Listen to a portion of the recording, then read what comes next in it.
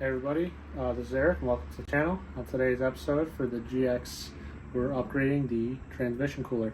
So, I bought this Hayden 678 transmission cooler. This is much larger than the OE one, which is down here. And I've got a bracket from Goliath Off-Road. So this company makes a basically plug-and-play bracket, and it comes with spacers for the horn. So this bracket mounts up here, down there, and then you use the OE hoses. So part of the reason I'm doing this is this tab right here broke off, and I need to kind of space this back because I have a new winch, so that's going to be part of this install here too. But yeah, there's not much room, and with this bracket it sits further back. You get more cooling, and it's just overall big upgrade for the GX. Going to be a 10mm bolt here, down here, and here. I have a zip tie, but yeah, 10mm socket to take all these off. Once you have the transcooler out of the way, there is an L bracket here on this stud. Mine is cut off. Usually it comes out further, but you're gonna have to remove this. This is a 10mm nut, and then these up here are going to be a I believe a 12mm. Yeah, these are a 12mm for the horn. So you'll take these off, and there's spacers and new hardware to relocate the horn. So the OE cooler has these rubber bushings on all three corners where it's mounted. This one does not. So I went to Ace Hardware and picked up these like little rubber spacer bushings.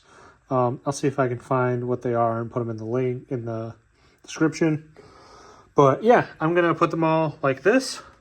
The kit didn't really come with the best hardware, to be honest.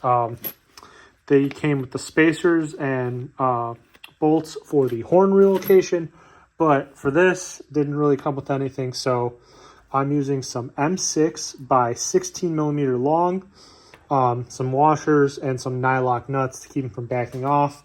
And so basically this rubber bushing is going to get sandwiched between the cooler and the plate from Goliath. So these three slots go on the bottom side. These two are for the horn. These three down here will mount on the OE holes. One of them will be for this like cooler line, will be the one to the driver's side. And then the other two, they're already threaded. You can reuse the existing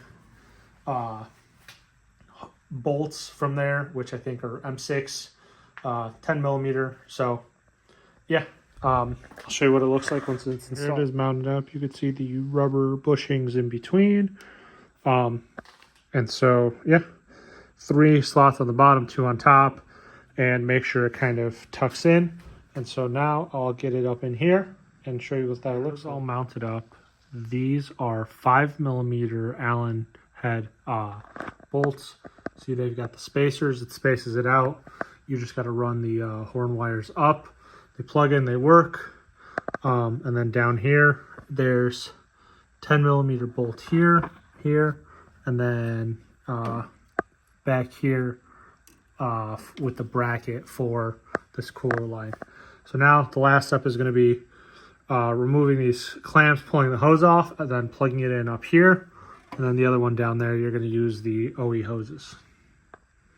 Here's what it looks like fully installed. When I removed the lines, the top one was clear. There was nothing in it. The bottom one did have a little bit of oil.